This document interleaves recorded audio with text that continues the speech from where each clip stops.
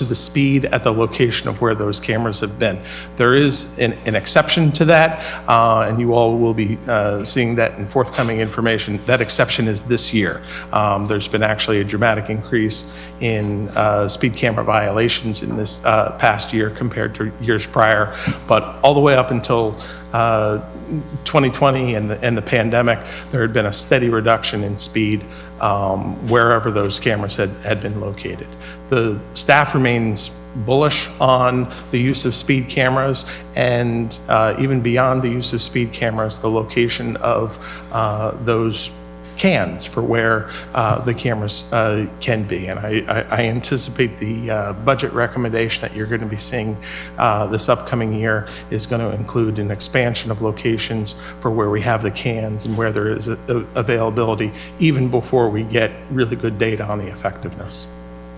Okay, and that answered my next question, which was going to be, will we have that data and be able to utilize that partially in the estimates of what we do about traffic calming? Okay, so thank you very much.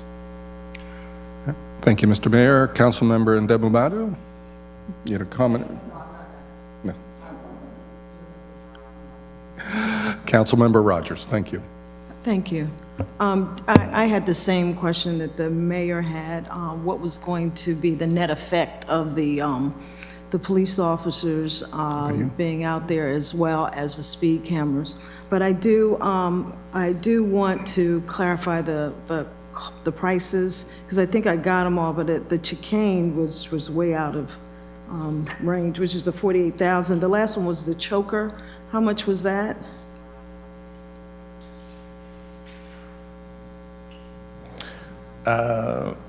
Mr. Aldi has provided me a choker cost of $6,500, which is essentially a curb extension at mid-block locations that narrow a street by extending the sidewalk or widening a planting strip. Excuse me, that's essentially adding some additional curbing. And all of this certainly varies depending on whether or not it is something that we need to engineer, or we can just hire a contractor to go and install. One of our, I think, broader concerns in regards to our traffic management is the avoidance of an unintended consequence with putting in some of these devices that may create a safety issue we weren't anticipating. I understood the aspect around going into residential areas, because it seems like now you have the main thoroughfares within the city covered with the traffic cameras as well as the police officers. But when you start going into communities, that's where it becomes an engineering problem. So yeah, I understood that. Thank you very much. Thank you. Turner. Thank you very much. Councilman Brady, yes? Get the light on first. Forgive me for making two quick other outside comments, but relates to traffic, if you will. With regards to the letter to the county exec that we passed and approved in the consent agenda, I appreciate staff's effort to word it. It was excellently worded. I would use that as leverage. Since they did such an outstanding job, we need to get them to look at Racetrack Road next. So that's one comment. A second item is related to driving traffic onto residential streets because the through roads aren't properly built, designed, constructed. And in particular 301, I'd like to suggest that we invite State Highways to come in and so we can have a serious discussion with them on ways that we can address the congestion of 301 through Bowie. Getting on to traffic calming, I would be curious, most of the time that I was in the council and a week I spent in a traffic engineering course, one thing they used to strongly comment was that stop signs are not used for traffic calming. Yet I was shocked when Melford, the traffic proposal as Melford was coming through, actually put all-way stops on Bel Air Drive as a result of. So I'm curious, is that a change in philosophy? Because there are some long, wide roads that people seem to forget that they're residential, and they seem to think that they can drive 55 on them. And maybe if you broke it up and had multiple stop signs slowing them down, it might work. So just staff's Ends up being that local exception in regards to, conditions on that had its own concerns, and I was not here at the time that the engineers had put that together, but I assume they had analyzed that and said that the benefits derived from having stop signs all ways in those locations was going to outweigh the negative effects of having quote-unquote mid-block stop signs. The larger concern was stop signs that are located mid-block, where you have a larger roadway and smaller roadways leading into it, and having always stops there is people tend to run through the stop sign or not expect a stop sign at those locations. And there are many examples in other locations where they've tried the all-way stops and accidents have actually increased because the people that were stopped on the minor road coming onto the major one had an expectation that the people on the major road were going to stop, but the major road continued on. And that is a regular concern that traffic engineers have in regards to using mid-block stop signs. And it does depend on experience. If you have a location where there are different things you try to address with traffic calming. You may be trying to address speed. You may be trying to address accidents that may be occurring in a location. You may be trying to address pedestrian accessibility.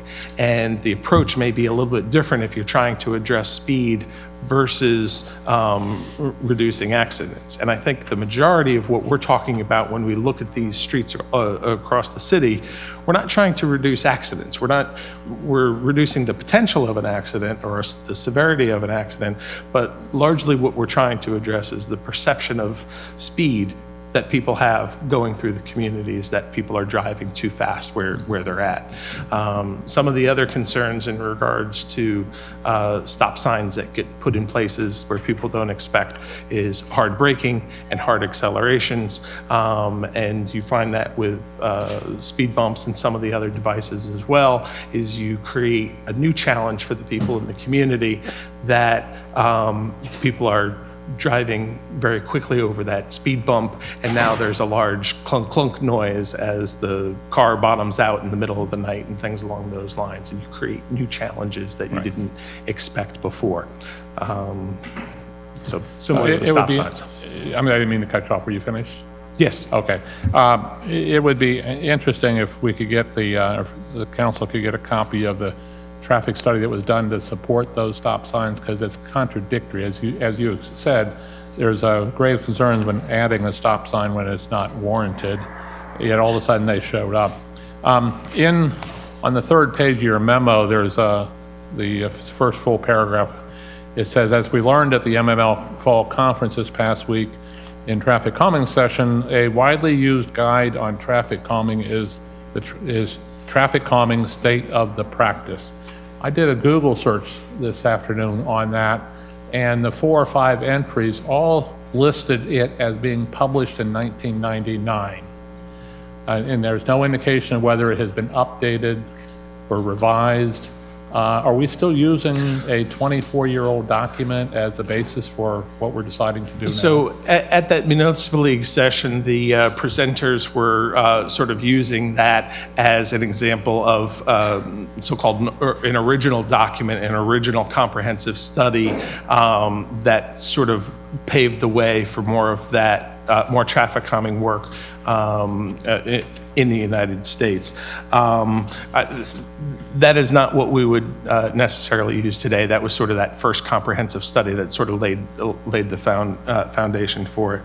The Federal Highway Administration has a traffic calming primer that it makes available on its website that's available. It lists a whole lot of information in regards to traffic calming basics. They keep it up to date with other studies and things that are available to that. And that's a much better resource for what has been looked at in different locations. Okay. And of course, studies do vary from geography to geography.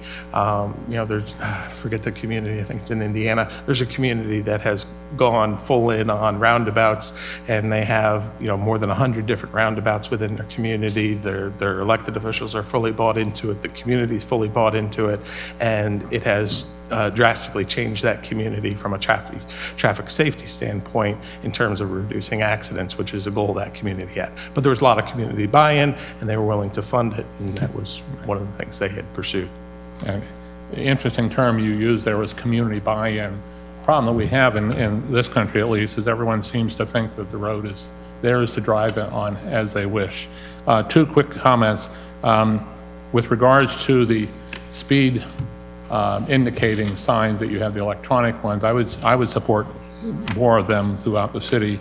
I only have a concern that especially a young, I'll say it, male driver may see that as a challenge to see how high he can get that number up rather than responding in the right way. And the other is with regards to the camera. I would support and suggest maybe looking at, if we're looking at having 25 speed cameras in the city, maybe we have 50 locations. And we just don't tell people where the 25 are located. They see the enclosure and may think there's a camera there, it may not be there, so it may have that same effect. So, thank you, Mr. Mayor Pro Tem. Thank you, Mr. Brady. Appreciate it. Any further comments, questions? I recognize Councilmember Estev. I'd like to second everything Dennis Brady just said. In addition, on the stop sign question,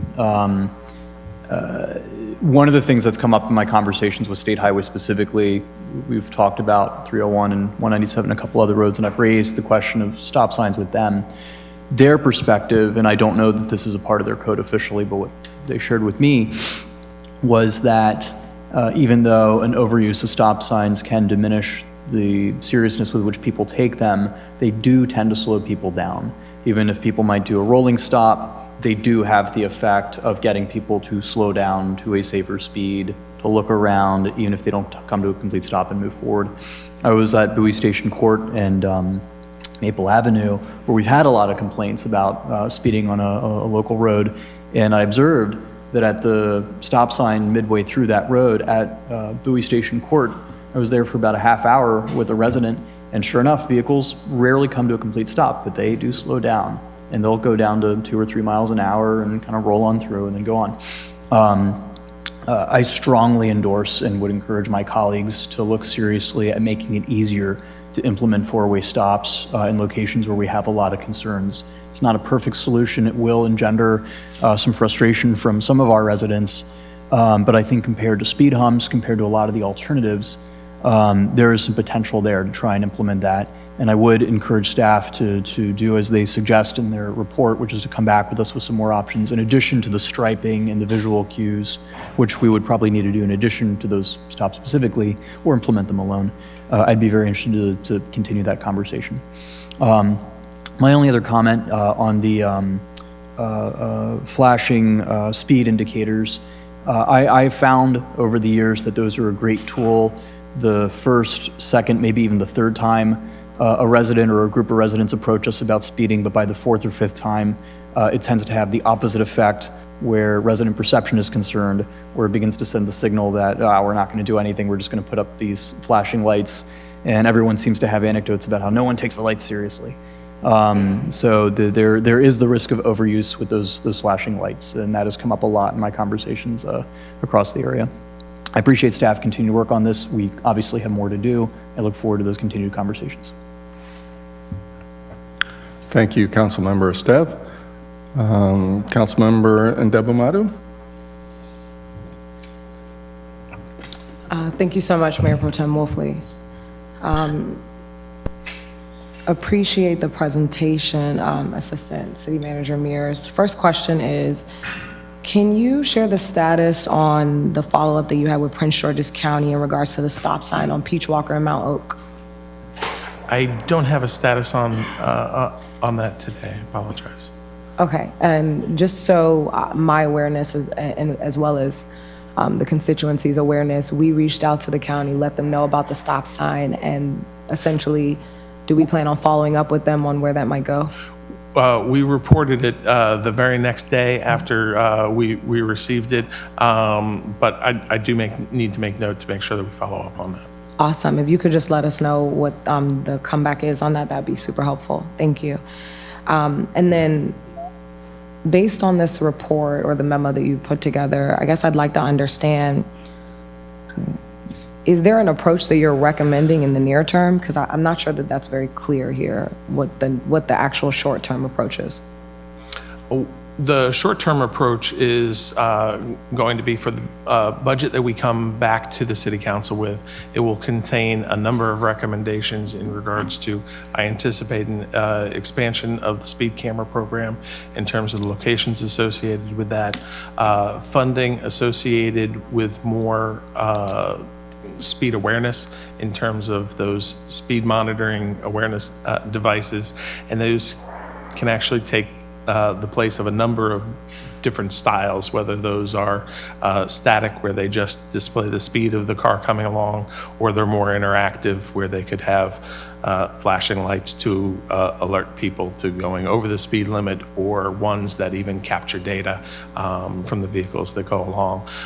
The other recommendation is going to be an expansion of actual traffic calming dollars for traffic calming devices, whether that be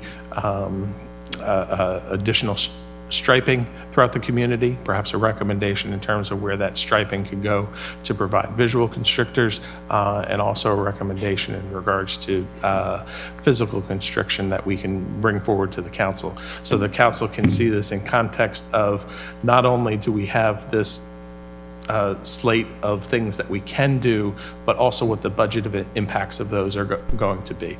This is a large community with a lot of road miles associated with it, and I think you saw from that list of concerns that we've got, it spreads across the entire community. And so this is a large item to get into and begin to work towards, and I think this may be something we want to be tackling over multiple years. And I think that's why you will need to see sort of a budget implication associated with this, rather than just a policy proposal today without a deeper dive from staff in regards to sort of the funding implications of what that would be. We don't want to open up your checkbook with a policy recommendation that is going to have a price tag you later find out to be unacceptable. Thank you, that's helpful. I think the comment that I would make to my colleagues is that it sounds like we don't have a short-term approach, because theoretically with what you're saying, it sounds like you're looking at an implementation of 2024 July, August, until we see some sort of reprieve for constituent complaints on safety and speeding in the selected areas. That, in my opinion, sounds like a very long time. So I guess the comments that I would have for my colleagues is, I think we probably need a short-term approach on how we plan to mitigate some of these issues, whether that's with awareness and education, whether that is whatever idea that has come up with, that just sounds like a long time for concerns to go unaddressed. And I'm not saying that you're not addressing them, but in terms of to kind of get a robust plan together, do an analysis, put it in the budget. The budget's not passed until next year, June, so that just sounds like a long time.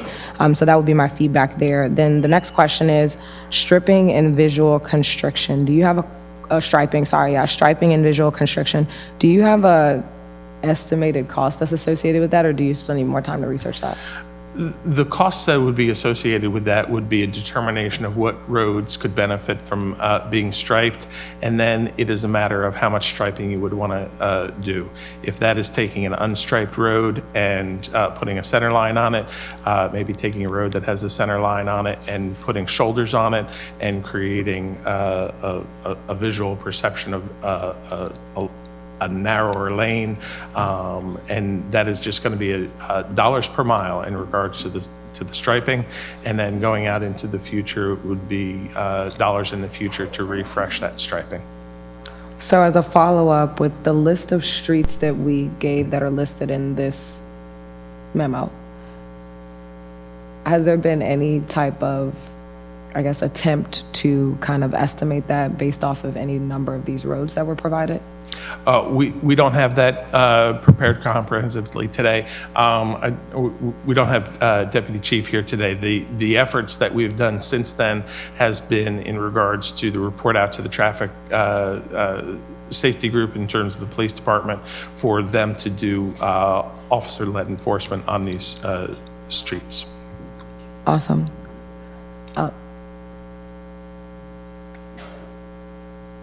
Sorry, the city manager was asking whether or not speed cameras was associated with that. I did not compare this list of streets we got from city council members to the speed camera, but I do know that some of those were included. So on here, I believe we had Millstream on here. And I know Millstream was one of the roads that subsequently got a speed camera location on that. So we did have some of these streets did get speed cameras added to them since this list was put together back in October. I think what might be helpful as well for this body is maybe if we could get an update on this list in terms of areas that we've already mitigated and the ones that are outstanding that essentially still need us to look at for whether that's striping, visual constriction, education awareness. I think that would be helpful. Well, we haven't done any of the striping yet. I understand that. I'm Right, saying and- for the areas that have already been addressed, it would be helpful to understand what has already been addressed so we can understand what's outstanding to know what we need to do going forward and what options make the most sense. I think my next question is on education and awareness. What's the goal with that? Education and awareness is probably the easiest thing to do, but it's probably the most difficult in terms of long-term effectiveness. This can be something where there is an active speed enforcement campaign to educate drivers in a particular neighborhood. It can be an article that's included in the newsletter, but as people come into the community, they will not be familiar with the speed awareness education we have provided in the past, and it doesn't have a high return in terms of, I guess, penetration in terms of return for people in terms of what they can do. It's easy to do. It doesn't cost a lot to do, but it has fairly low effectiveness ultimately. Yeah, that's kind of what I thought as well. Okay, that makes sense. All right, the last thing that I'll mention, Councilmember Brady had mentioned 301 State Highway. I've heard it be referenced here a number of different times. I met with the District 3 engineer, Derek Gunn, on November 9th in regards to 301 and a lot of concerns regarding roads in District 4 that are state-owned roads. Just so this council knows, as well as District 4 constituents, the pothole on Mount Oak, as well as 301, that has been repaired. So that's good. We can check that off the list. That's good to go. So they did repair that. I think you also reported that because that was in the list that I reported on the pothole. Yeah, that pothole actually got graded the very next week with their Love it. repaving efforts. Yeah, I saw that. It happened unassociated with our reporting it. Great. Yeah, love that. So that's good. So they informed me during that meeting. And then also, part of the feedback that I received from the team, and I'm still waiting for their follow-up, and I'll forward it to staff as soon as I get it because they have a number of different things that they're looking through. Part of the feedback that I received from State Highway was that we, in our transportation letter, referenced, I'm just going to pull it up really quickly, that we sent to State Highway back in August. We referenced a study on project planning that was completed in 2007. Part of the feedback that I received during that meeting is that it is unusual and uncommon for State Highway to act on a study or a project plan that was completed so long ago. And part of the ask that we may need to consider in terms of this body is to send an updated request for them to do another project planning study so that we can, and with that updated project planning study, there's no guarantee that the widening of 301 is going to be funded immediately because that's a bigger issue that we need to focus on.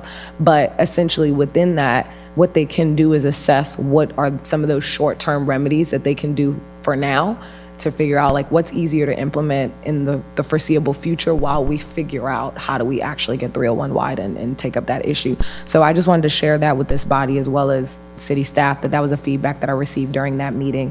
They are going to follow up on the exact language that would be helpful for us to request or ask for, and then I'll bring that back to this body for our consideration and for our discussion to see what type of letter and what type of request we want to send over to State Highway so that we can be the most helpful in aiding in our efforts. So that was a feedback that I got got there. And then I think the other kind of traffic issue that I heard about in District 4 that might not actually be on the radar is Marketplace Boulevard, which is a light that has actually not turned on yet, that I've received a number of different complaints about, which is right next to Wawa on that South Lake development.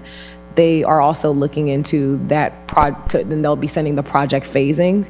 I don't know if you already have that. I don't think we do, because they mentioned that they haven't sent it yet. So I don't know if we have the project phasing for that light being turned on, but it's not on yet. No, it's not on yet. Yeah. And that is technically outside of the Oh, is that city. outside of city limits? Yes. Okay. I assumed because it was right in front of South Lake that it was within city limits, but okay, that makes sense. But at least I'll forward it to you just so you have it for awareness. If anybody asks, it might be helpful. So that's pretty much the follow. And then we talked about a number of different things that are unrelated to speeding, like trash and things like that, which I won't get into in this meeting because we're talking about traffic. But I think for this body, just really thinking about what short-term remedies could look like, whether that's we increase education awareness. I don't know if that's the answer, but like just really looking at short-term remedies, because I think July of 2024 is a little long to really address some of these issues. That's just my personal opinion on behalf of my district, so thank you. Mayor Pro Tem. Thank you very much. I very much appreciate comments. Thank you. And yes, Mr. City Manager. Hey, sir, the purpose of this presentation tonight was to have a discussion about traffic calming within the city in particular. And there was a bit of a recommendation that Mr. Mears drafted what he thought ought to happen. But from our perspective, it was, we did some fact finding and we were presenting this to you all for discussion and now, so what I need now is for you all to tell us, what is the mission? You know, what I think ought to happen under the circumstances is that we find some money, hire a professional to take a look at our policy and to come up with some courses of action that we can implement into it, we can put into next year's budget and then take action. And in the meantime, we can do some selective striping of roads. We can do that without any addition to the budget. We can do that with our own current budget. We can use our police department to enforce speed control in areas that have been identified by the list that you all submitted. Also, we'll be implementing the new speed cameras. We can utilize those cameras to hopefully mitigate the speeding in the neighborhoods, because it does work. They do work. They slow people down, but what ought to happen, if you are inclined to do this, because this is a policy issue, we need to get somebody to take a look at our policy, get some guidance from you all as to how you want it changed, and then come up with some accurate pricing and things like that. This is the sort of mission assignment I'm looking for, because right now all we were tasked to do was have a discussion, and we've done that. Now, if we're ready, but we can move forward. We do not have the staff to take on a major traffic management project, but we can hire somebody to do it, and hopefully be ready for our discussion in April. And in the meantime, use our police department and our streets division to manage things until something can be brought back. So that's what I'm asking for now. What is the assignment to us from the council? Thank you, Mr. City Manager. I'd like to make a couple comments on the discussion side of things as well. So, staff, I want to thank you for the presentation and the background information you provided. And as usual, I always have something to add, comment, or question about. On the listing for streets concerning for speed, based on the comments that I heard Council Member Ndebumato making, I'm not sure that list is comprehensive, in that I know that there are a number of others that, the list that I saw, that were missing some that are near and dear to my heart and my constituents. Can you speak to that? When we put this list together, we received streets from 3 of the 7 council members at the time. Gotcha. All right. Well, let me add a few for you. You have a pencil handy?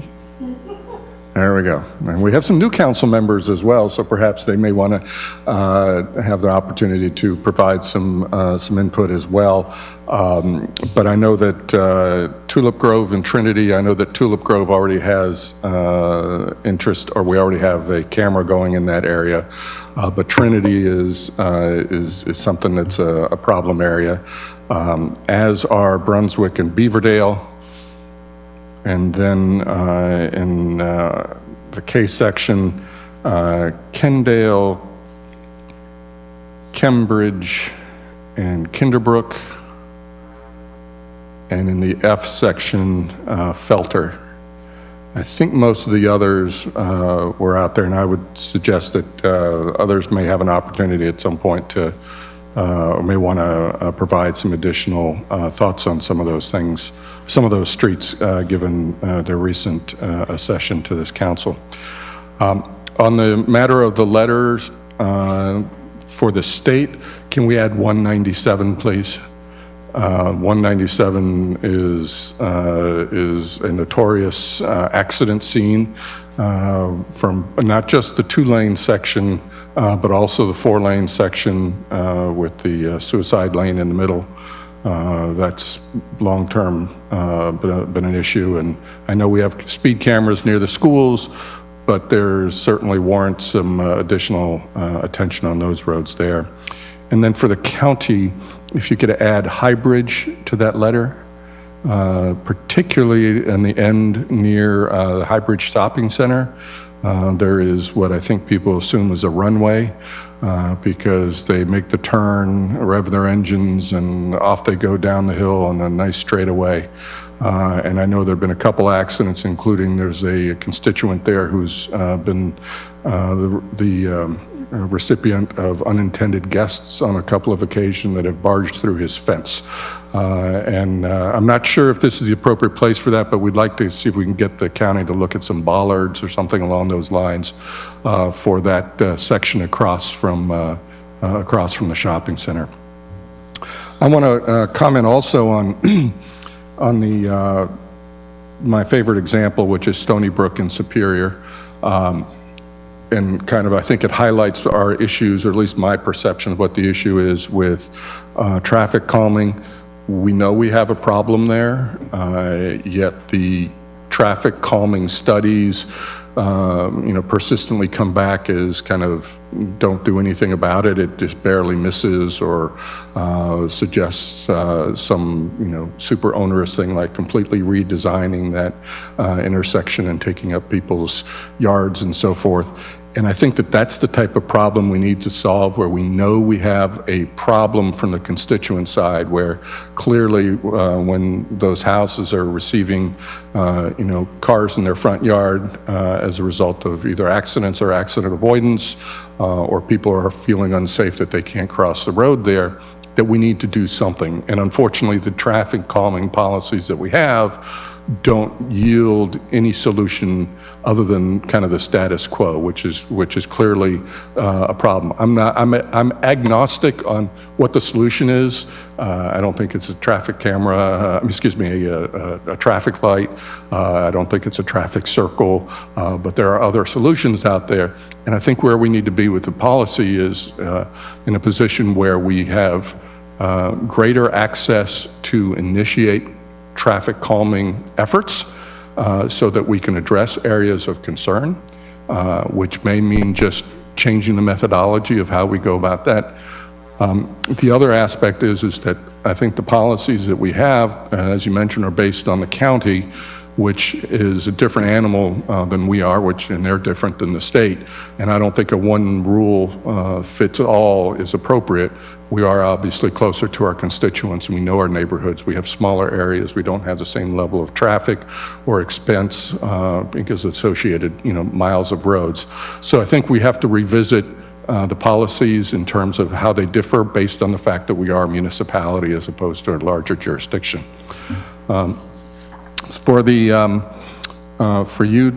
For staff this evening, I think maybe we could take care of the first couple of items first. I understand that you're looking for an okay on the letters for this. Do you need a vote or just a consensus? Simple motion consensus would be great. Consensus? Anybody? I'll look for a consensus. Is everybody comfortable with the letters as they're written with the amendments that I proposed? All right. Consider that consensus to send those letters then. Great, we will get those out. With those adjustments. So to ensure I'm not monopolizing the floor, I'll look around again to my council colleagues to see if there's anybody who has any additional thoughts or comments about what our next steps forward might be. Councilmember Ndebumadu. Mr. Mayor? Yes, thank you very much. I think that the way we might want to look at how we move forward goes back to what our general discussion is. I think the city manager's point about hiring someone to really do a study and those things is good. I think that's something we should be looking at as part of our budget process later. But I do think that we should, sort of what you said there, Mayor Pro Tem, and that is we should look at what can we utilize now. Why don't we move forward with seeing what we can do now in the interim, come back, see what we can do, make those thoughts, make those things happen now, and then look at how much further we want to go on hiring someone to do a professional study and do that. But I think right now, if we collaborate, or the staff continues to collaborate, we can get a start going on that and do that. The other thing I will say is something that I said before, and I think they mention it in the report, but it is important that we keep in mind when we do our traffic calming and whatever we look at is there is a challenge for accessible vehicles on some of the traffic calming measures because they have to be so low to the ground, as well as some of our emergency vehicles. And should there be a snowstorm and other things, that can really pose a problem as well with some of the traffic calming things. So I think you're right, we'll need an expert to come in, but I think we should look at what we have now, with what the staff is putting together, and see what things we can take immediate steps, and then come back and work forward from the budget process on how expansive we want to make this study to be. Thank you. Thank you, Mr. Mayor. Councilwoman Rogers? I would say. Ndebumadu, I'm Oh, sorry. thank you I appreciate that, Mayor Pro Tem Wolfley. I completely agree with the mayor's thoughts. I really, really want to urge our council to look at short-term solutions. And I think with our resources that we can kind of come up with what that looks like now with the delta of what we've already addressed. I think the other thing that I'd like to just ask staff, may not have the answer tonight, but just a ballpark, what is typically the cost of these assessments if we bring an outside party in?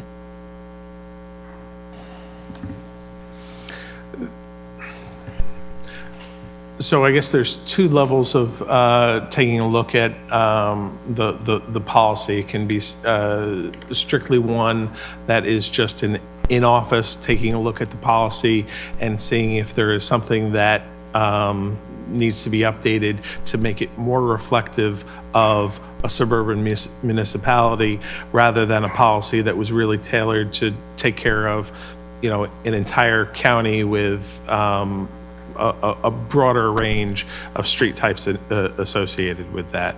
That would be a study what I would anticipate is going to come in the tens of thousands of dollars. If we were to be undertaking a study where we want to be doing more data analysis in terms of more collection across the community and to be making more specific recommendations in neighborhoods, we will no doubt be getting into hundreds of thousands of dollars to be getting additional speed monitoring and more engineering analysis that is case specific for each of the different neighborhoods that we have. That's going to be a broad ballpark in terms of those two approaches. Just one follow-up question on that, and then I have a statement. Do we have, pardon my ignorance with this question, I'm going to preface it. Do we have leftover speed cameras that we can put other places? Is that kind of, or we still have those rotating ones that rotate? We just have rotating ones. So all the speed cameras that we have, we effectively lease those cameras, and they rotate throughout the community. So one thing just for the council's knowledge in regards to those speed cameras themselves, a camera itself is about $3,000 a month in terms of where we have that located. So part of the challenge in terms of locating a speed camera, if you put that speed camera on a low volume road, there is not going to be a cost recovery associated with having that out there. This is not to say we're in the business of cost recovery when it comes to speed control and trying to improve safety throughout the community, but there certainly is an awareness that some places it does more good than others just because of the volumes on those streets. Okay, awesome. Thank you for that context. I definitely am empathetic to the complexity of the discussion and the topic that we're talking about, because I don't necessarily know that I would be an advocate to look into putting more speed cameras in certain places, because what I've seen in my district is the behavior pattern is typically we put a speed camera in a location, people become very familiar with the speed camera being there, so then they slow down, and then the person that actually gets caught by the speed camera is the person that's late to work that day, or the person that's late to pick up their kid from school. And so I don't necessarily know how fully effective that is to advocate for more of them, and I think this assessment could be really, really helpful for our discussion during this budget cycle. But one thing that I'd like to see done in the assessment, where I think we actually have a unique opportunity that I spoke to the Prince George's County's OCIO office about when I met with them a month ago, is I think if this study that we conduct can include how we can better leverage technology so that we can go after some federal grants for some of this stuff, I think it might be very helpful, and we might be able to recuperate some costs that way. So I'd like to be able to see, and I know the IT committee has talked about this with their wonderful work, time and time again. I'd like to be able to see how we can leverage IoT sensors to really understand how traffic patterns are evolving, since I know you looked into the data and it was deemed that we couldn't leverage that data at this time. It wasn't applicable to the city, which I appreciate. But it would be nice to see if this study can address some of that, to figure out if that's something that we can be forward looking to kind of lead the way. And I know C Pleasant has done some work with IoT sensors, not in particular to traffic patterns, but in other areas like sustainability. But it would be nice to see if we could leverage it there, just so as we need certain upgrades, we're better able to show data to go after some of these federal grants to kind of take that cost off of our budget and put that on the federal money that's available. So, thank you. I just have one comment in regards to federal grants that typically come along with those. Often that comes in regards to safety mitigation for places where they have fatalities and other serious injuries, in terms of where those dollars tend to go. The issue that we have in Bowie is it's really universal for pretty much anywhere they have roads. It is the perception of speed. And from some of the roads that we have on this list, some of these roads are so short, people don't have an opportunity to get up to speed, yet they still made the list because people have a concern and a perception of speed. And I think that is a real perception that people have been having over this past year. It has been borne out in regards to our existing traffic camera data that there is.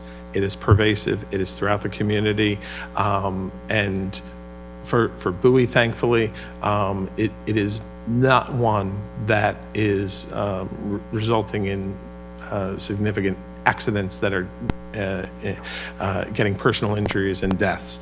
We do have those that occur in Bowie. Those are primarily on our major thoroughfares and not within our neighborhood streets. So we are working on dealing with perceptions of safety and also the potential for accidents and trying to mitigate all of those. So we do not have a cluster where we have lots of personal injuries and accidents that are occurring. We are really trying to mitigate the speed and the potential for incidents that come from higher speeds throughout the community.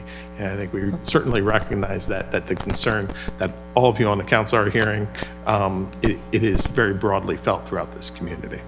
I think one just additional context that I'd like to offer, I appreciate the perspective. The only thing I'll push back on a little bit is that the federal government does have a mandate to modernize and embrace innovation. And so there are a number of different grants, because I met with Prince George's County's OCIO's office and they are looking at these grants. There are a number of different grants that are available for counties and municipalities and states to go after adopting more proactive measures so that they can understand how traffic patterns are evolving to get ahead of safety when it comes to speeding or when it comes to fatalities. So I wouldn't necessarily just limit those grants to fatalities in terms of what I've seen available, not saying that your perspective is not accurate, but what I am saying is there are a number of different ones that can be because they are looking to leverage case studies to understand how we can be adopting more innovative technologies, because there is a push for technology, and as a technology professional, I'm very much an advocate for that. There are a number of grants available for us to embrace innovation and leverage IoT to do so, to be able to predict how patterns are evolving so that we can get ahead of these improvements and not have such a reactive posture. And that's not unique to the city of Bowie. I think that's a United States issue. And so just want to offer that those grants are available. Thank you. Thank you very much, Councilmember. Councilmember Rogers? Thank you, Mayor Pro Tem. So I'm a very strategic person. I think big picture. So what I've heard throughout this discussion is broken down into 3 categories. One is what we can do now, or what we're doing now, which is the police involvement as well as the rotating cameras. The second piece is the policy piece, because the policy still has to be updated or changed or revised so that we're not truly reflecting Prince George's County policy.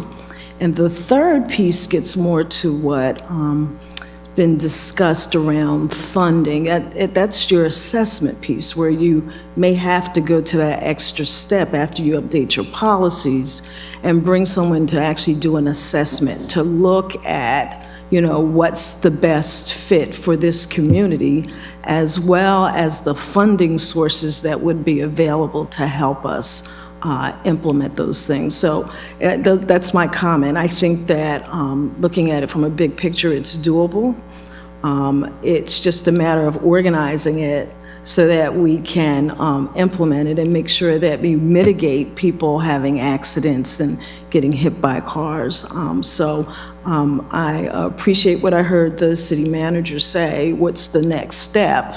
And the next step right now, since we've already started with the police patrolling as well as the speeding cameras. So that next step would be, let's look at the policies, and then let's assess those policies and figure out what we can do for the community. So that's my comment. Thank you. Thank you, Councilmember. Councilmember Truesdale? Thank you, Mayor Pro Tem. I want to concur and thank the city management and city staff for bringing this. The process, it seemed like for the most part, we're definitely going to have to look into hiring a company to come in. That sounds like that's the longer term goal. But for the most part, I appreciate the process that we're even in. A lot of these streets, some of these streets are in my district, and so some things are happening.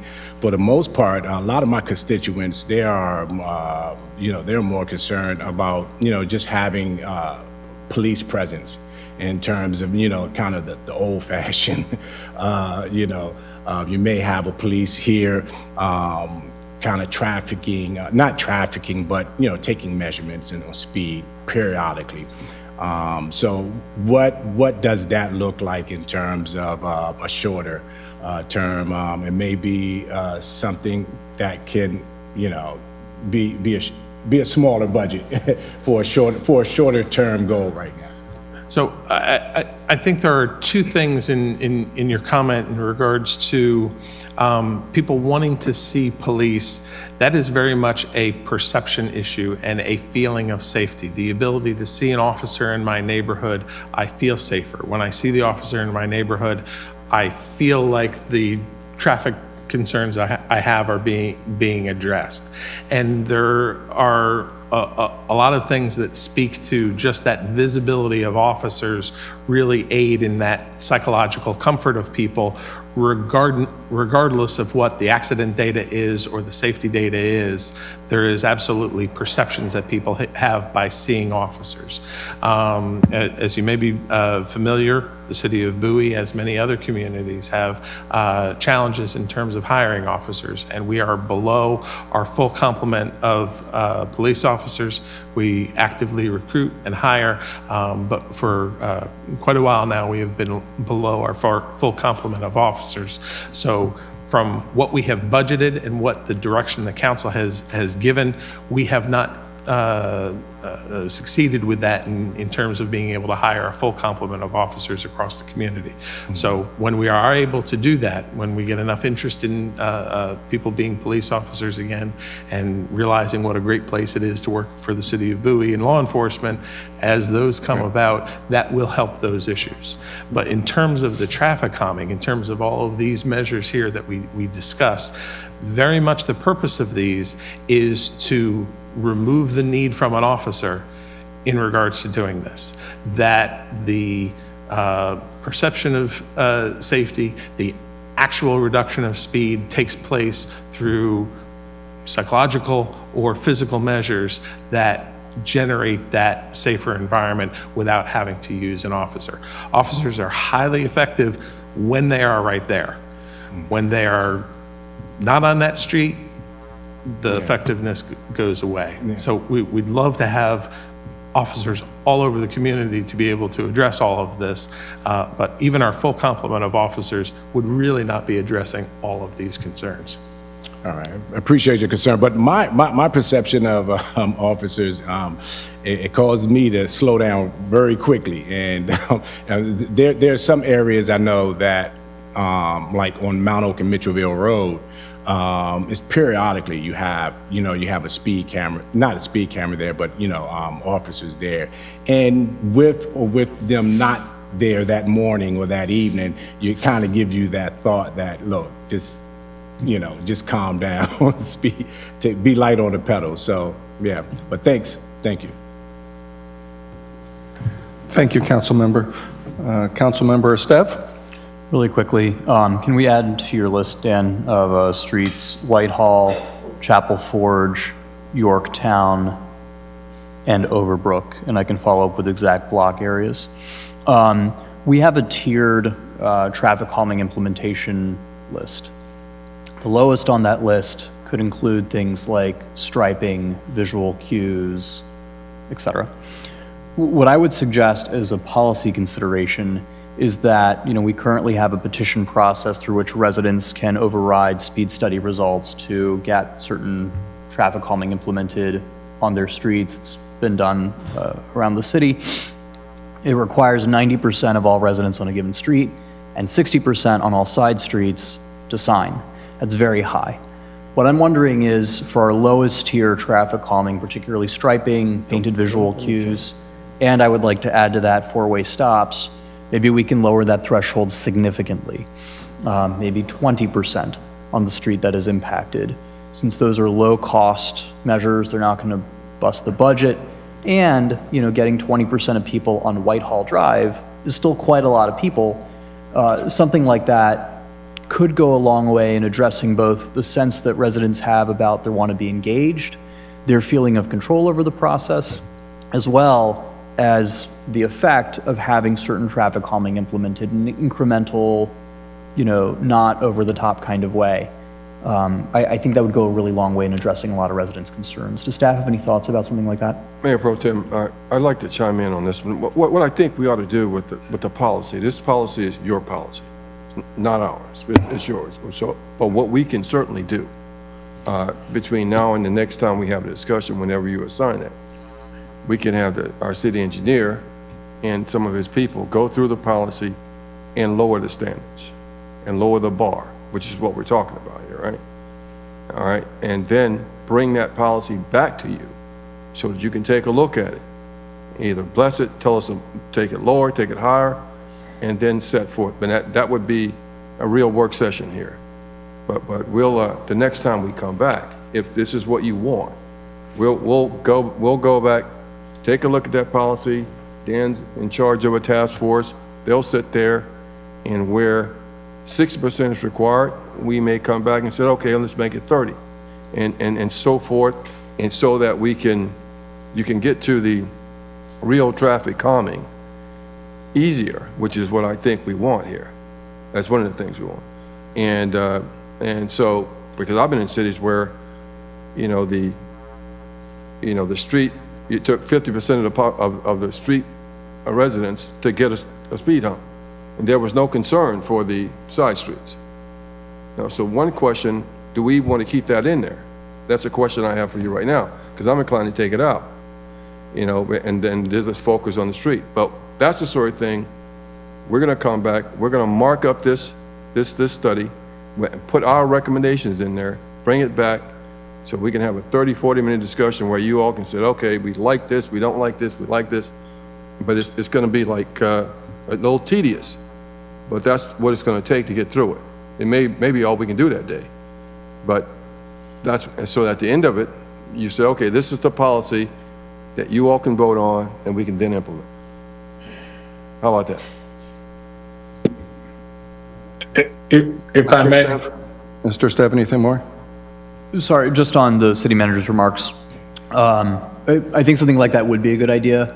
I would like a little bit more expertise feedback before we jump into that. Maybe a short report from staff between now and our next council meeting that makes some initial recommendations based on our discussion tonight, the work they've already done, and maybe we don't go through the entire traffic calming policy. We've read, I know the past council had the opportunity to read it.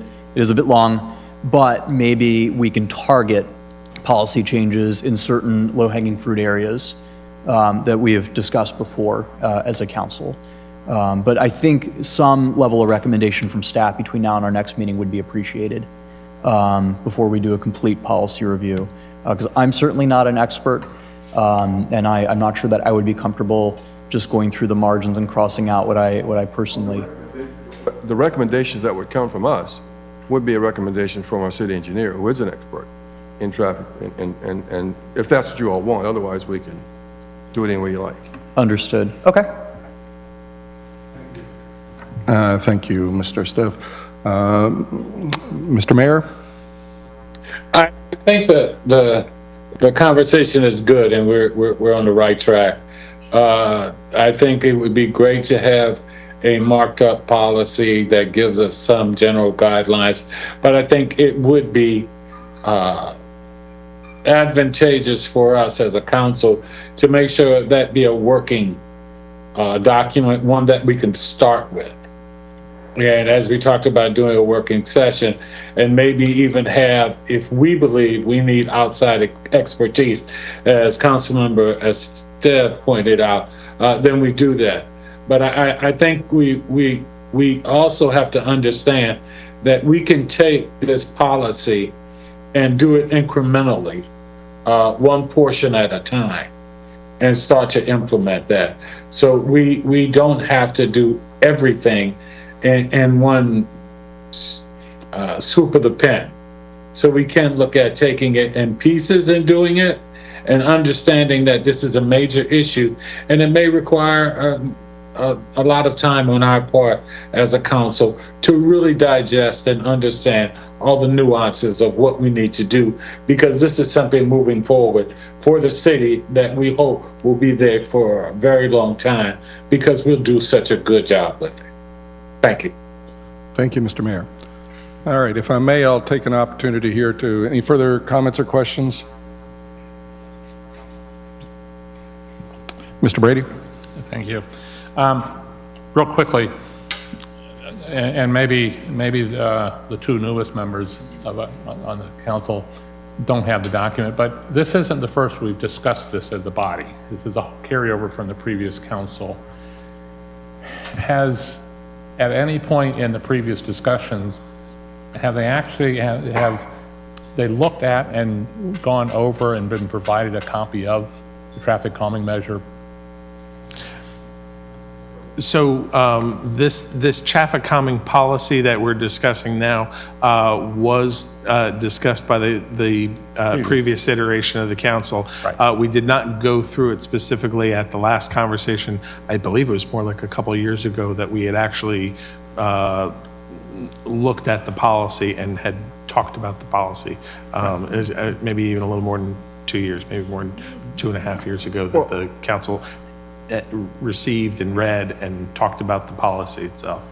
You know, it wasn't part of the packet before we discussed it but when it came up Okay, so- a month or so ago, but we didn't go through it in detail. Right? Okay, well, two of us don't have that, and it's been many, many years since I've seen the city's policy. We'll get you both a fresh copy, yes. Because I think that's the starting point. You have to have that document in front of you in order to go through and tweak on it and say, this threshold's too high. We need to be careful. If we lower the threshold, we need to be careful that we don't cause the unintended consequences that the city manager was talking about. Because if you make it easier for the Main Street residents to get traffic calming, it may shift traffic to side streets and become more of a problem, maybe even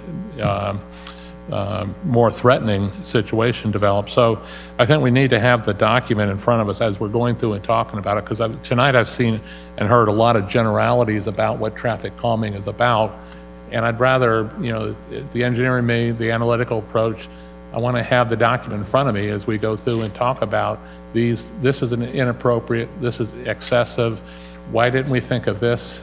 Can we think outside the box? But without having the document in front of us, I think it's a challenge to do that in an effective way that can produce a better product coming out of the process. And I'm hoping that's what we are looking for. And I just make a general comment. Perception is reality. Mr. Assistant City Manager, you're talking about how, people think that they're speeding. Well, if they think they're speeding on their road, to them, there is speeding on their road.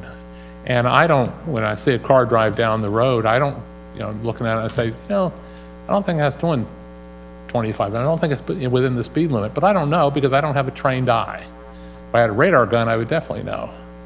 But, the perception is reality when it comes to our citizens, and we need to tweak on that either through ways to change attitudes, and that is a heck of a challenge for any government to do, because people don't want to be told what to do, and they're going to do as they damn well please. So that the policy needs to be effective, it needs to be fair and appropriate, but at the same time, I think it needs to be restrained a little bit so we don't go to the excesses, whether it's through spending a lot of money on failed traffic calming devices or doing nothing and having fatalities result. So we've got to strike the balance in the middle. And so I would please provide at least the two of us that are new, the most recent version of that, so we can read through it and come up with some assessment of where we think the starting point is so we can move forward. And I think it's going to take time, and it's going to be a budget issue. And I'd like to see if there's other ways we can address the speeding aspect, because that's really what we're talking about. In maybe a more proactive way, can we think out of the box? I'm sitting up here thinking, our only police officers are they the only ones that have the authority to issue speeding tickets? So that we have Yes, to they rely on a police officer? Yes, A they are, yeah. full-fledged police officer? Yes, sir. Okay. Or a camera? Or One or the camera, other? correct. Okay. So just maybe trying to figure out a different way to approach it. So, thank you, Mr. Mayor Pro Tem. I Thank did you, want Councilman to- Brady. If I may, let Mr. me... Wolfley, could I Yes, sir. make one mention? We will get that policy document to the members of the council, but for any of the public that is watching this meeting tonight, it is available on the city's website. We have a traffic calming policy section of the website, and that policy document is there. So anyone that's interested, it is available for the public to see, but we'll get that specifically to you all. Excellent. Thank you, Mr. Assistant City Manager. All right, so if I may, I'm going to try and summarize where we've been. It's been a longer discussion than I anticipated, but it is an important issue, as we've all heard on from our constituents, so it's a worthy time for the council to spend. So first and foremost, I think Councilmember Rogers, highlighted something that I like too, which is think big, and you got 3, 1, 2, and 3. So I'll go back to what you were commenting on. First and foremost, we currently have police activity, camera activity going on. There's a lot of activity that is being undertaken in this area, so that's good news. I want to ensure everybody knows that this is not something that we're just kind of sitting around waiting for nothing to happen. There is activity going on, so continue to good work on that. And again, I'd like to thank staff for all the hard work in getting those cameras in place, because I know it's been a long slog, and I appreciate you guys putting up with me and needling and asking over the years, so thank you. So that's first and foremost. Secondly, for the short term, Council Member Ndebumadu pointed out, it's a long time between now and budget session, and it's a wee bit longer than we care to wait for any type of action, and I think we've seen from everybody here this evening, kind of comments go the same way. So really, in the short term, we're looking at policy changes that we might be able to make, and I think we've come around to a consensus that we're looking for staff to make recommendations on policy changes to our current policy to make it more accessible. That is to say, traffic calming more accessible, whether it's the standards by which it generates a yes or no, or as Councilmember Stev said, an ability to override the results. So maybe a little bit of both. I would like to add something in. Councilmember Ndebumadu mentioned the Internet of Things. There may be some insights from our friends on the IT committee. I don't know if they have any or not, but certainly safety might be. Safety committee, as well as staff, is working towards making their recommendations, if they'd be so kind as to reach out to those 2 organizations and see if they have any insights that they'd like to share with staff as you are making your recommendations in the short term. And then for the long term, I've heard staff talking about budget process, potential for consultant, and increased costs of calming that might be worked into next year's budget as well. And we'd see those come through as part of that budget process. Did I miss anything? Are we all good? All right. Do we need a motion, or is everybody in consensus with what we have? Consensus? Consensus. All right, let's, if we may, we'll send staff to work on that, and we appreciate the good work so far and look forward to the results of your upcoming endeavors. Is there any idea from your standpoint of how long it would take for you to come back, say next week with policy? I'm just kidding. For something that might be worth consideration in another discussion? Let me consult with the other folks on the team, and we'll come back with you an estimated time frame for when we're ready to come back to you. Outstanding. Thank you very much, Mr. Assistant City Manager. All right. Well, that was quick and easy. And that's only on old business. Good heavens. Next item on old business is our online pilot job training program. Again, we'll turn to city staff to lead the discussion on this. Thank you. Good evening. My name is K-Star. I am the grant writer for the city and also program coordinator for a variety of different endeavors, including, can you guys hear me? Okay, including in this case, the online pilot job training program that the City Council authorized last year, which ran from April of 2022 to April of 2023. We presented a final report on the results of that program, including participant feedback and course completion and skill increase and various other metrics back in September. And we were requested to survey the participants of the program and just get an idea about their feelings and what they gained from the program and what kind of feedback they might offer. We devised that survey in consultations somewhat with Coursera. We asked them for examples of these kind of surveys that have been used by other clients of theirs, and they provided some forms and templates that we drew on, as well as other surveys that I've done in the past evaluating workforce training programs that the city has operated. We launched this survey. It had 11 questions. We were trying to keep it really brief and easy to complete. We launched it in the beginning of October on the 2nd, which was a Monday, and I asked for everyone to return their statements to complete the survey by Friday, October the 16th. This was an online survey powered by SurveyMonkey, and we had 149 program participants that I contacted via email. Of that group, 43 of them were able to complete the survey. And for most of the questions were rating things on a scale of 1 to 10. That was the template that Coursera recommended as most effective for getting information for these kind of feedback surveys. For the average rating for the course offerings that Coursera provided was 7 out of 10. Slightly less than half completed a course or achieved a professional certificate. 45% of all participants that responded to the survey said that they were able to finish a course or get a certificate using the platform. Comparatively few hired a new position or got a promotion or transitioned to a new career field based on that training. 11% said they were hired at a new place, 12% got a promotion, and 18% changed careers or industries. The majority, 81%, indicated that they would be interested in further training options of this type or other types of services. I also included questions about what kind of job seeker services they had used or were aware of. Very few of them were aware of the public library as a resource. About half of them were aware of Employ Prince George's, which I did include in all of the emails I sent to participants to make sure they were aware of that service. And most of them indicated an interest in additional services outside of training, things like internships, job seeking assistance, job fairs, hiring events, that kind of thing.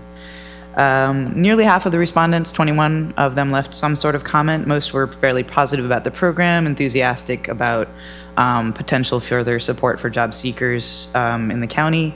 There were a few points of criticism, mostly related to the offerings on the Coursera platform. As we discussed in September, when the program was launched back in April of 2022, the Coursera program was then expanding their library, and that expansion continues. But some of the offerings were more comprehensive and ended in a professional certificate. Some of them were just 1 or 2 courses related to a specific field.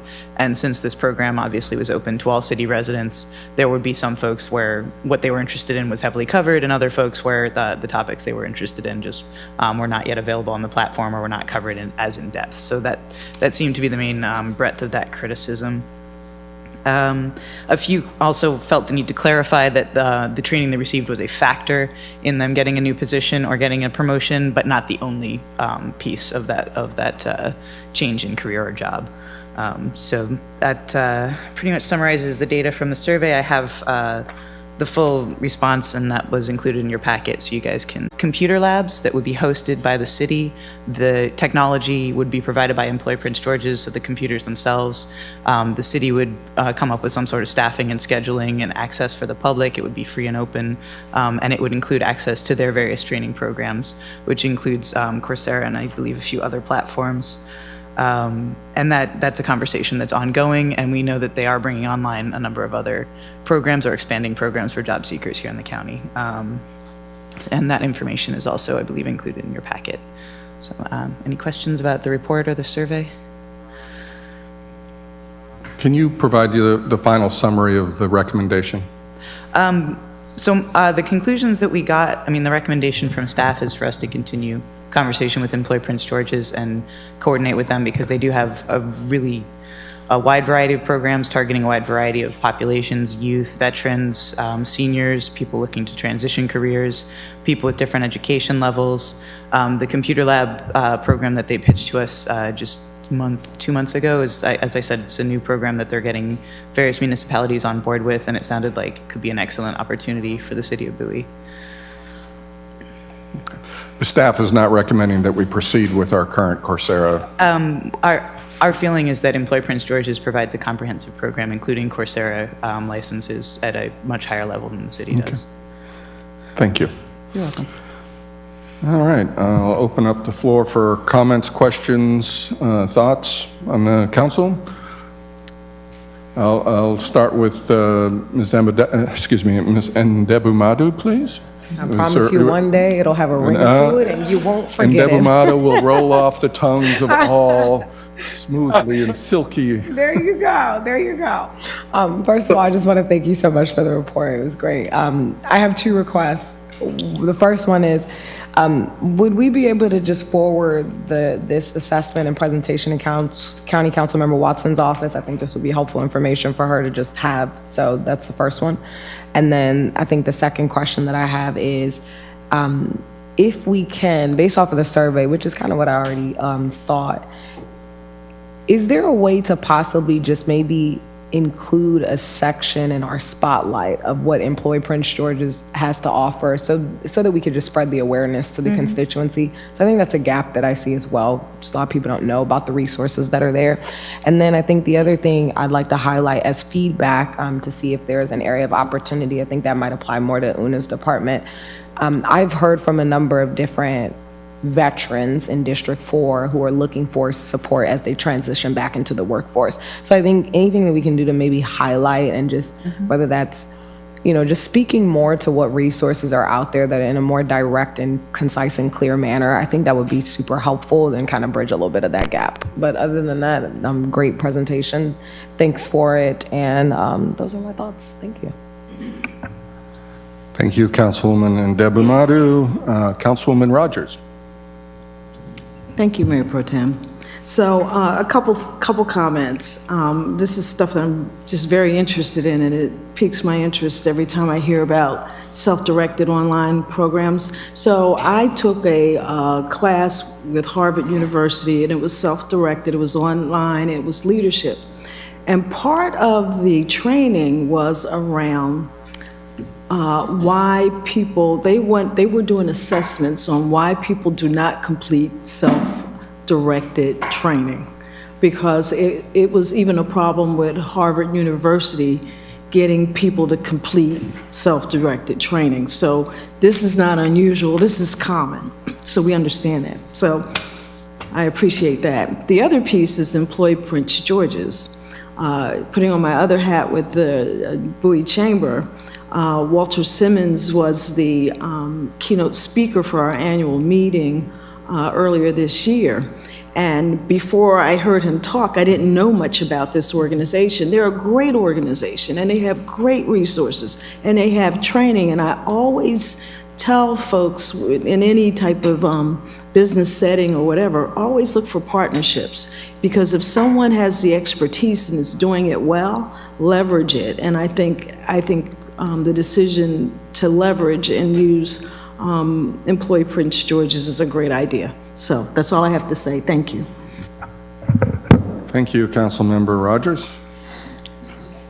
Anybody else? All right. Well, thank you very much then. I'd like to thank staff for all the good work on this, and we appreciate your time and energies on the subject. All righty. Next item, new business. Bowie Boys and Girls Club baseball field allocation discussion.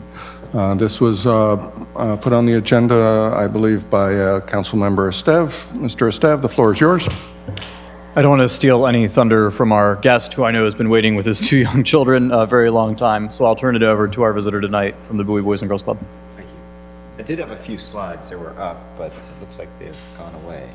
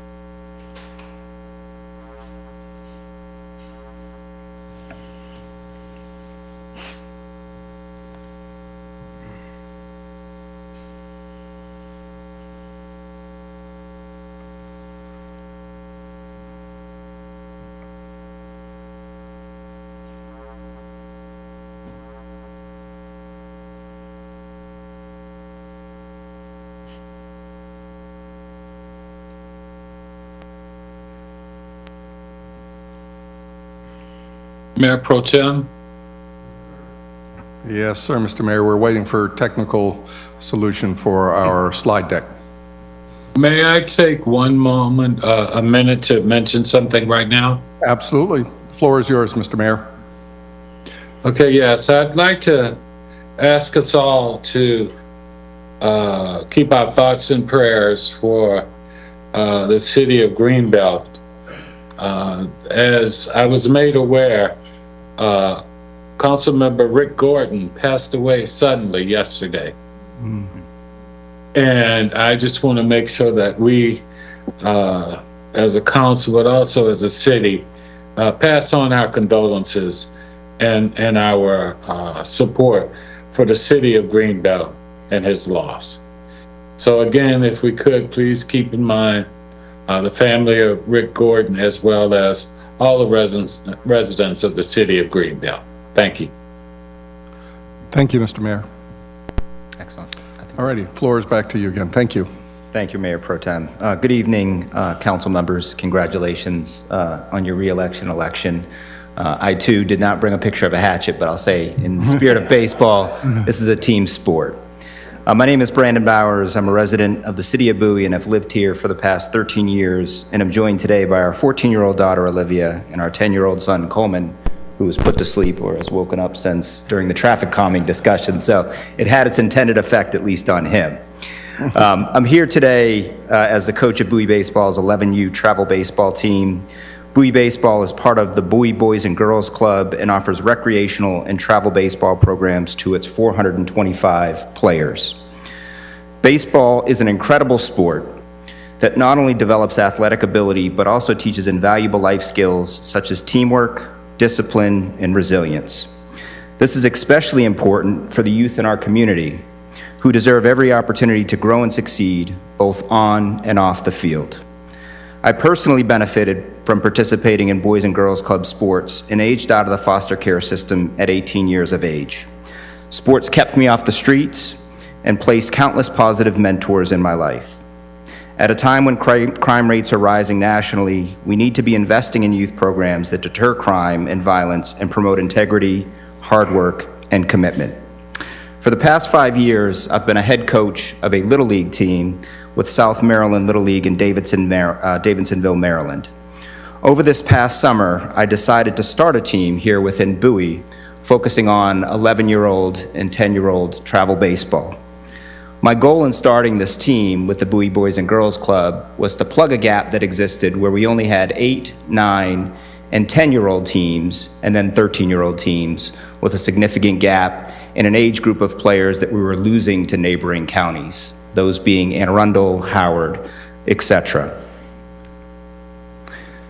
Travel baseball, it's an incredible opportunity for young athletes in our community to hone their skills and increase their chances of success at the high school and even collegiate levels. However, the high cost of joining a travel baseball team often excludes deserving, talented children from participating. Over the past few months, our 11U travel baseball team has secured community sponsorships to provide affordable options for families who may not be able to afford expensive programs that can cost upwards of $4,000 a year. In comparison, our cost for being a member of the Bowie baseball team is $250. But despite all of our hard work, we're facing a major challenge that is affecting our team's ability to play safely and compete with other teams from surrounding counties. I'm presenting on this slide just some of the requirements for 11 and 12-year-olds in terms of the facilities that they need to play on.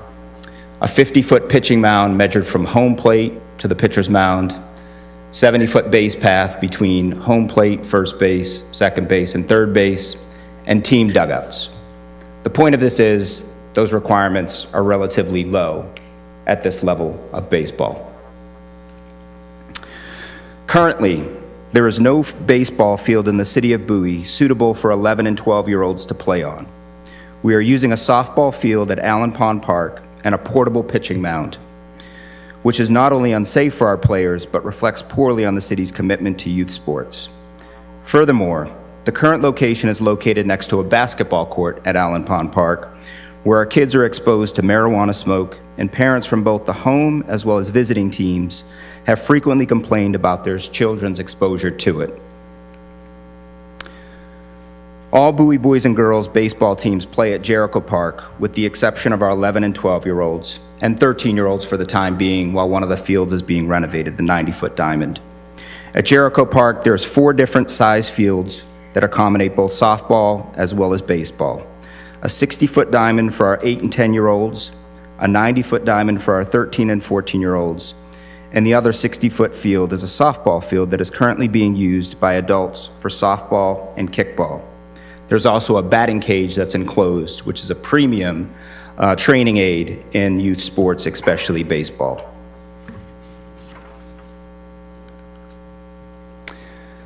I'm here this evening asking the City Council's consideration to convert the softball field at Jericho Park into a field for our 11 and 12-year-olds to play baseball on. This would allow us to have all Bowie Boys and Girls Club players compete together in one facility at Jericho. We can accomplish this by simply moving the bases 10 feet and building a dirt pitching mound.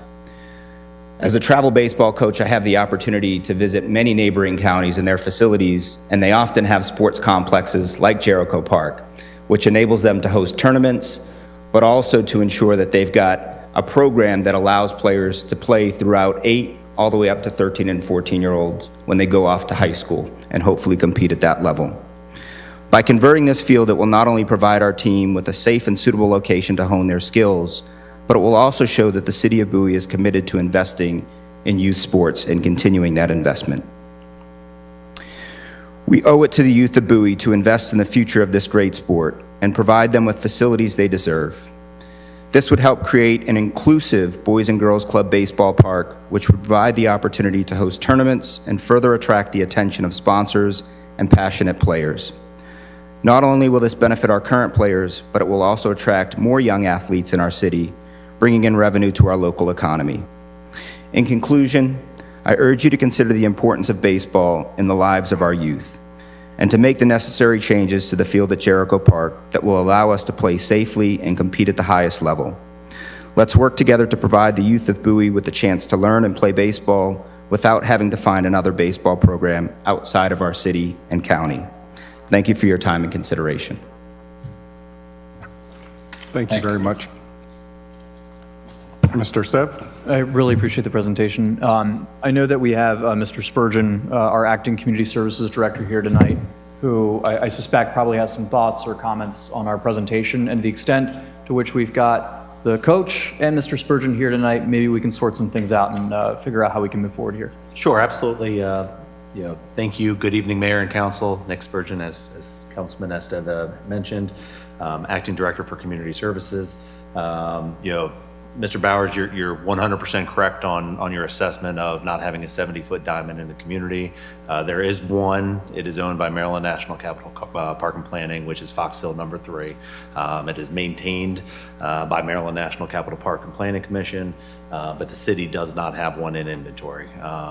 The past councils have sent notice to Maryland National Capital Park and Planning in past letters to the commission requesting for the conversion of fields 1, 2, and 4 at Fox Hill to 2 additional 70-foot diamonds.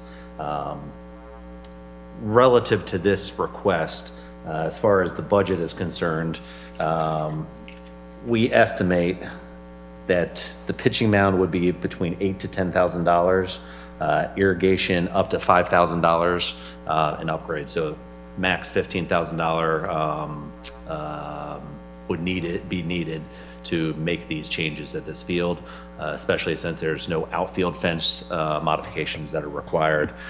We would have to look at our allocation process for not so much the kickball league. They would be able to remain for the very limited usage that they have in the outfield, but the adult softball programs that have used that complex for greater than 25 years. Brian, Mr. Hagan, the park operations manager who's beside me right here, and I have spoken. We believe that there's some solutions available to us through the allocation process. It's something that we're getting willing to get to work on.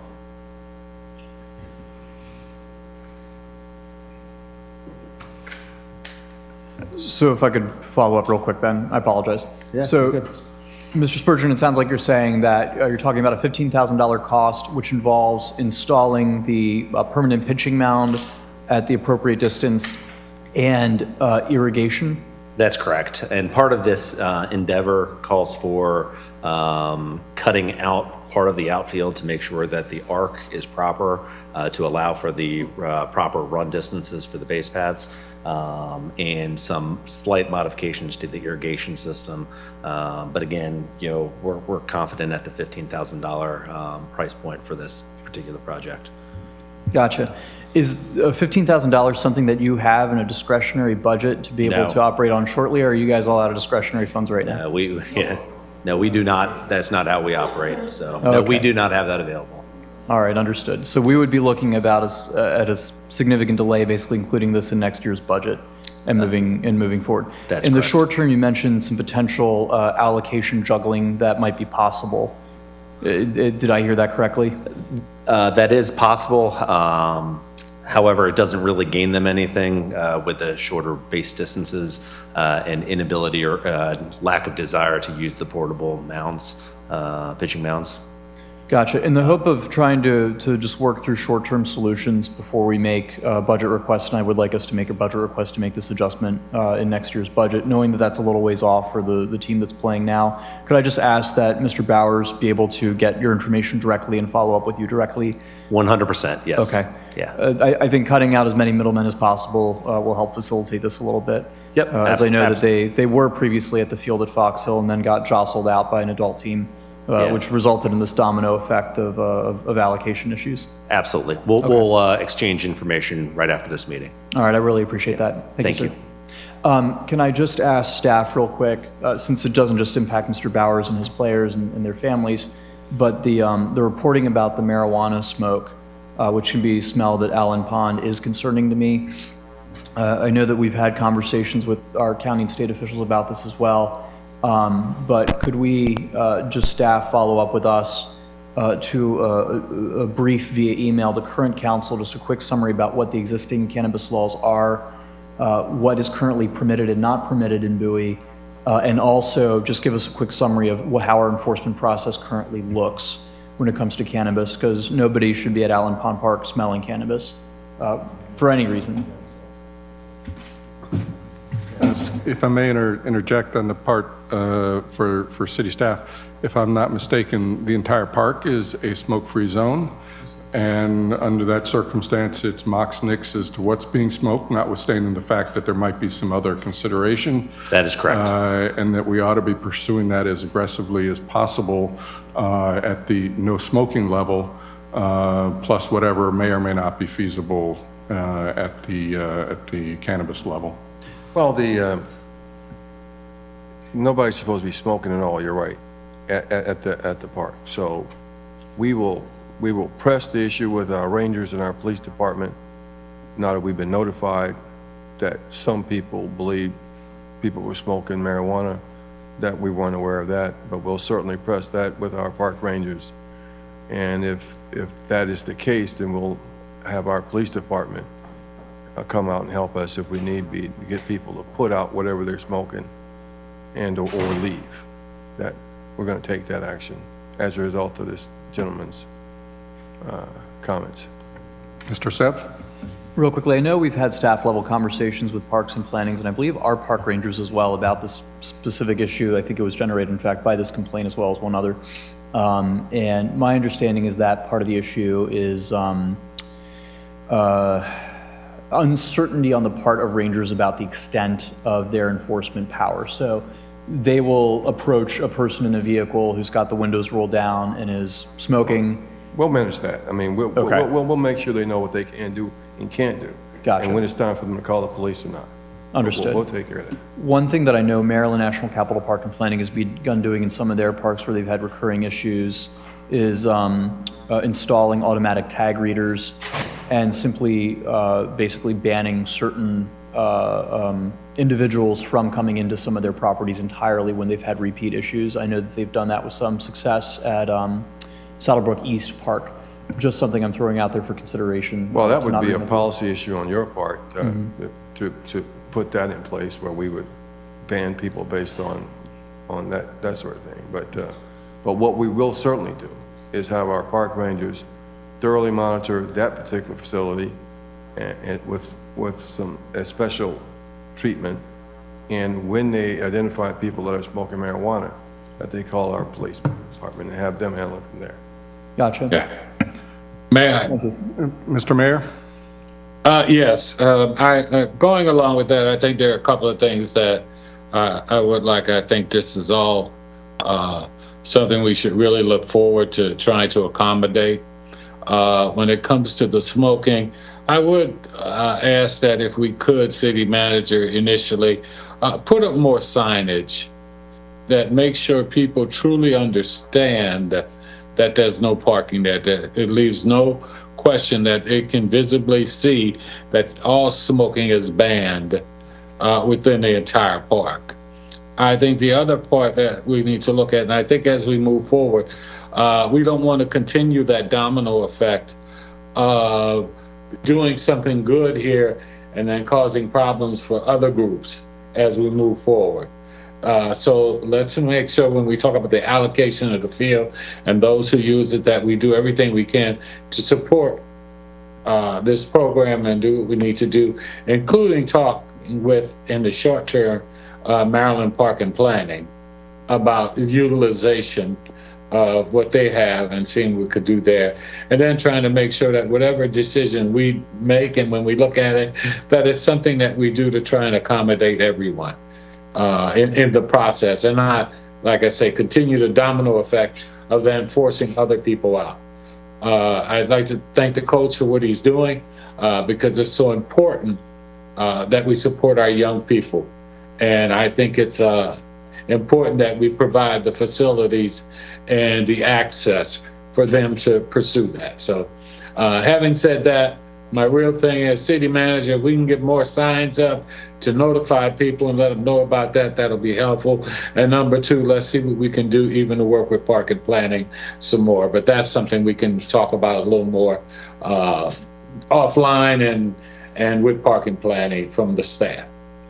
Thank you. Right. Thank you, sir. Thank you, Mr. Mayor. Councilmember Rogers? Certainly, I'll be real brief. So my grandson went through I don't know if it was Boys and Girls Club, but it was a traveling baseball club. Up until this summer, he played as a 19-year-old. So it's very important in his life. He loves baseball. He cries when he can't do it. So he used to. He's 19 now.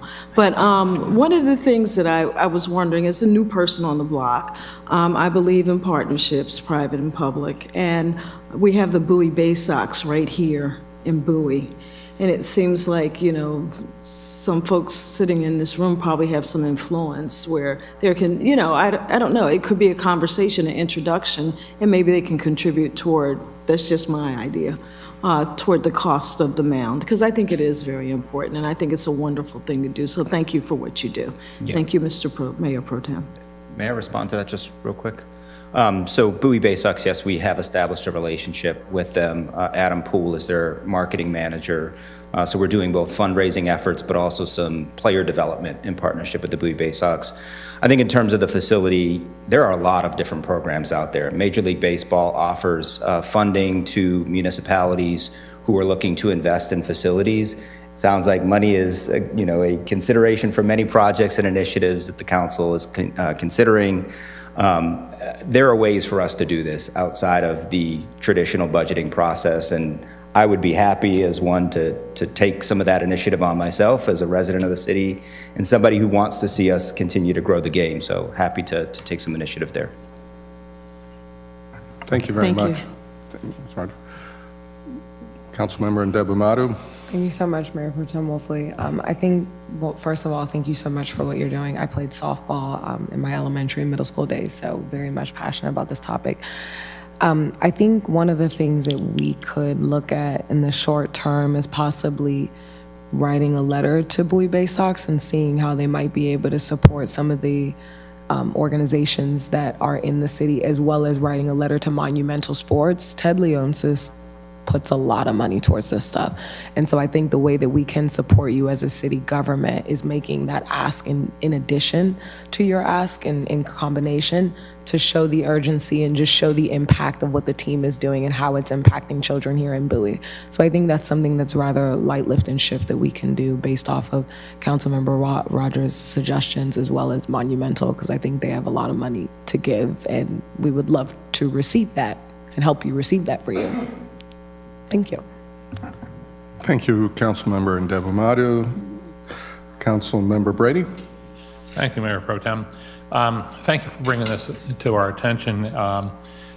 The presentation you had with the PowerPoint was nice. It would have been, can you get that to us? Because there's some details on a couple of those slides that would be helpful. Yes, sir. Either I didn't hear it or it wasn't mentioned, but what time frame are you looking at to have these changes made accessible to you and your team? Are you talking about yesterday? You're talking about 1st of January? You're talking about July when the season starts? What time frame? Yeah, ideally, the spring would be nice, 2024. That said, this is more so about just baseball within the city of Bowie. And whether it benefits the team that I'm currently coaching, they will grow to 12U, 13U. But there is an 8U team that is just starting that is going to matriculate up through 10, 11, 12U baseball that they would benefit by us having a field to accommodate their level of play. So for me, yes, it would be great to have it in the spring, but more importantly, I think for the program and for Bowie baseball is to have one just in general at some point. Okay, and the reason I asked that question, because we don't have the money to do it, according to staff, which is understandable. And if we factor it into our budget cycle, it would be next July when we'd start doing it. And if that is, it's not the best way to do it, but if it's acceptable, then maybe that's kind of a compromise to move forward in order to support you, but not kind of disrupt the budgetary process that we have right now.